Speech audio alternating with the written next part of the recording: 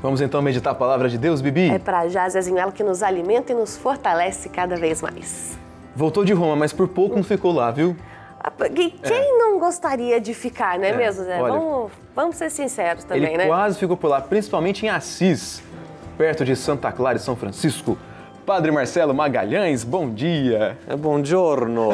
Não se diz bom dia, buongiorno. O senhor tá bem? Graças a Deus. Conta pra nós como foi essa experiência bonita de Roma eterna da Itália. É bonito, né, José? Tem muita história, mais do que beleza tem história, né? De fato. É encantador.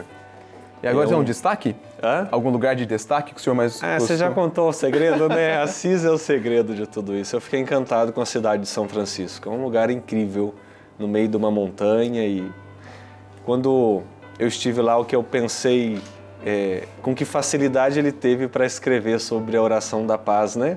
A oração de São Francisco, porque é aquilo, né? Quando você está naquele lugar e lembra da oração ou reza a oração naquele lugar, você entende o que ele quer dizer.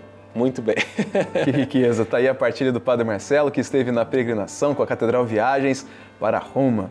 E a gente quer meditar a palavra de Deus junto com esse padre também, todo inspirado, que nos ajuda a cada sexta-feira a entender aquilo que Deus quer nos falar. Então, por isso, vamos pedir a luz do Espírito Santo para iluminar o nosso coração. Vinde, Espírito Santo, enchei os corações dos vossos fiéis e acendei neles o fogo do vosso amor. Enviai o vosso Espírito e tudo será criado, e renovareis a face da terra. Oremos. Ó Deus, que instruíste os corações dos vossos fiéis, com a luz do Espírito Santo, fazei que apreciemos retamente todas as coisas, segundo o mesmo Espírito, e gozemos sempre da sua consolação, por Cristo Senhor nosso. Amém.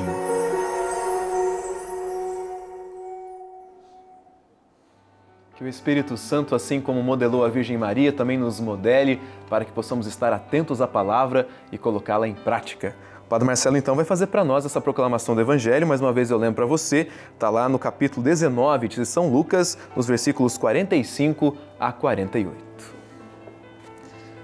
O Senhor esteja convosco. Ele está no meio de nós. Proclamação do Evangelho de Jesus Cristo segundo São Lucas. Glória a vós, Senhor. Entrando no templo, começou a expulsar os vendedores, dizendo-lhes: está escrito, minha casa deve ser lugar de oração, mas vós a transformastes em caverna de ladrões. E ele ensinava todos os dias no templo. Os chefes dos sacerdotes, os escribas e os líderes do povo procuravam tirar-lhe a vida, mas não achavam um meio de fazê-lo, pois todo o povo o ouvia extasiado. Palavra da salvação. Glória a vós, Senhor. Padre, o que podemos aprender dessa leitura do capítulo 19 de São Lucas, nesses versículos que o Senhor proclamou para nós? José, parece um pouco da continuidade do Evangelho que nós refletimos algumas sextas-feiras atrás, né? O que é de fato a casa de Deus, né? O que isso significa para nós? As pessoas podem transformar a casa de Deus em várias coisas, né? Somos nós que fazemos aquele espaço celebrativo ser e acontecer. Mas aqui eu trago novamente para a verdadeira casa de Deus, que é o nosso coração. A quem estamos vendendo o nosso coração? Ou o que está vendendo o nosso coração? Onde é que nós estamos colocando a vida, a caminhada e a experiência nossa com Deus? Mais do que o templo que Jesus está falando, ele está falando de nós como templos vivos, né? Porque é isso que estava incomodando os sumos sacerdotes, porque Jesus mudava a forma como as pessoas pensavam, e isso incomodava. E isso fazia com que, é claro, os sumos sacerdotes que pregavam algo completamente contrário para manter o sistema da lei, Jesus estava indo contra isso tudo. Então é um pouquinho disso que o Evangelho está passando. A casa dele é uma casa de oração, é uma casa para que você tenha uma conexão, né? A oração é essa conectividade que você tem com o sagrado, né? E depois ele tem uma outra frase bonita aqui, José, falando sobre o povo que o ouvia extasiado. Né? O que Jesus tinha com que fazia as pessoas estarem extasiadas? Ele falava principalmente de forma muito simples, ele falava principalmente de coisas que as pessoas estavam vivendo, né? Então, mais do que fazer discursos muito elaborados e difíceis, Jesus falava da realidade. E quando você fala da realidade, você toca feridas e você ressuscita pessoas, né? Então você tem os dois lados da situação. Ele tocava as feridas dos sumos sacerdotes, fariseus e escribas, mas ressuscitava as pessoas que estavam esperando uma palavra dessa. É de ressurreição de vida. Ardia o coração as palavras de Jesus quando chegava. Obrigado, Padre, por essa primeira reflexão. E a gente está encerrando esse ano tão importante, né, Padre Marcelo? O ano do laicato, do leigo e da leiga. Eu dizia essa questão, né, do amor pela igreja. A gente sabe que a gente está vivendo muitas descrenças. É na política, é na própria igreja, é na sociedade, não é? Mas a gente precisa amá-la. E essa casa, esse templo, como o senhor dizia, que começa com o nosso coração e depois o templo santo, que é a casa de Deus, precisa ser amado. Porque, por mais que é feito por mãos humanas, que as nossas, que erram, mas ali está o próprio Deus. Ô José, eu tenho uma frase que ela é para a vida, e eu digo que quando eu refletia sobre política brasileira, eu falo que a culpa do Brasil, o problema não é o Brasil, é o brasileiro. O problema da igreja não é a igreja, é todo o conjunto que forma a igreja e que somos cada um de nós. Sim. Né? Eu refletindo também Papa Francisco, quando ele está fazendo a sua catequese, ele diz sobre a igreja em saída. É a igreja que está no templo físico, mas depois são partículas nos lugares onde ela está. Isso não existe. As pessoas vão à igreja, refletem na igreja, estão lá ouvindo, comungam do próprio Cristo, mas estão paralisadas, incapazes de fazer algo a mais. Incapazes. E eu não digo nem por uma limitação humana, é por preguiça. É por preguiça, José. Toda razão. Sinceramente, as pessoas estão acomodadas. Então, acho que isso tudo é muito questionador, porque nós estamos vivendo um tempo em que a gente tem mais facilidade com as coisas, a gente tem mais possibilidade das coisas, comodidade. Por exemplo, você pega um carro, vai à missa, você pega você está mais fácil de ter uma participação eucarística, e a gente está ficando preguiçoso, a gente está ficando acomodado. Toda razão. Né? Então, assim, parece que os valores se inverteram completamente. Eu lembro de minha avó dizendo o quanto ela sofria para sair da casa dela e ir até a Eucaristia. E vai a pé na roça, estrada de terra. É chuva, é frio, é noite, não tem iluminação. E ela ia, né? Bom. Então, acho que é um pouco desses valores que a gente precisa voltar a conceituar na vida. Né? A gente tem ficado mal agradecido, José. Né? A casa de Deus não tem se tornado uma casa de oração. Na verdade, tem sido uma casa de lamentações. Né? Então, eu vou à casa de Deus para lamentar a vida, para só pedir. E o ato de agradecer tem se tornado uma coisa assim, no finalzinho, obrigado, Senhor. E quando se faz isso, né?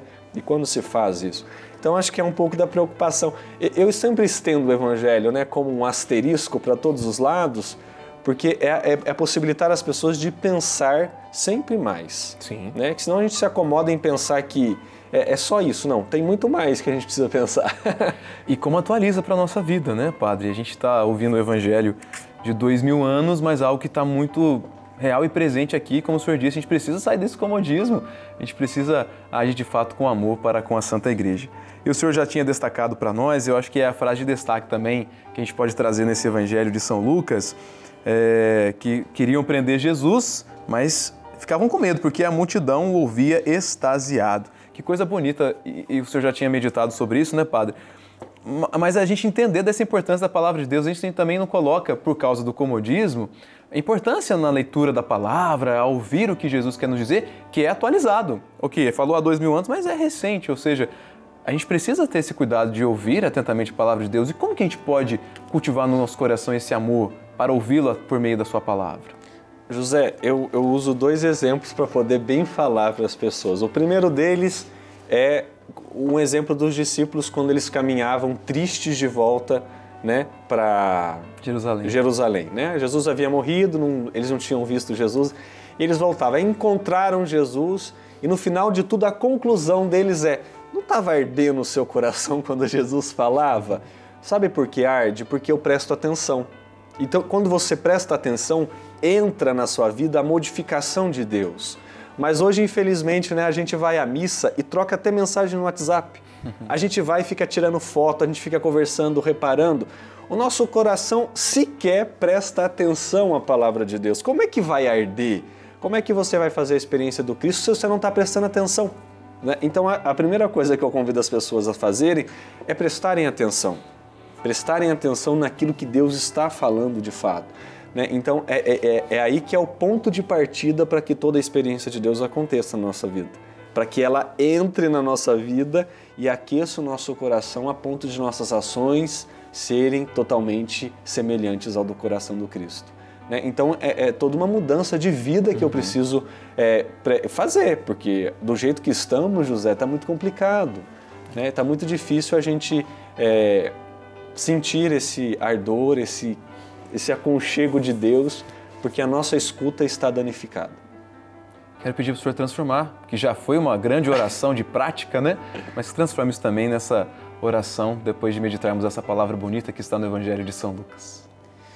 Pedir ao bom Deus para que Ele visite os nossos corações, visite a nossa vida, nos ajude a rezar pelos vários meios que hoje a tecnologia, a televisão, a rádio, a internet nos possibilitam, e que não sejamos acomodados, que não sejamos preguiçosos e possamos fazer de fato a igreja acontecer aonde estivermos. Que seja o lugar de oração, todo lugar onde eu, cristão, estiver, e que eu possa sempre sentir a presença do Senhor nas outras pessoas, na natureza, em tudo aquilo que Ele fez e criou por suas mãos, hoje e sempre. Amém. Amém. Bendito seja Deus. Como é bom ouvir o Padre Marcelo, Faz bem demais para nós ouvi-lo. Ô Padre, antes de ir embora, eu queria que o senhor desse uma mensagem para todos os leigos e leigas, A presença do missionário redentorista aqui, que conta com os leigos, o senhor trabalha diretamente com jovens leigos também. A gente está encerrando o ano do laicato, mas claro, foi um ano para a gente mostrar a importância do trabalho, mas o leigo e a leiga têm seu papel fundamental lembrado durante todos os dias, porque é indispensável, mas que o senhor também deixe a sua mensagem. Olha, a mensagem mais bonita é de agradecimento. Sabe por quê? Porque a igreja ela só acontece, ela só existe porque todos nós existimos. Eu acho que eu não pensaria simplesmente a questão de ser leigo, ou ser sacerdote, ou ser religioso. A importância da sua caminhada cristã dentro da igreja, do seu trabalho, seja como catequista, como leitor, como ministro, como agente de pastoral na periferia, na carceragem, José? Obrigado.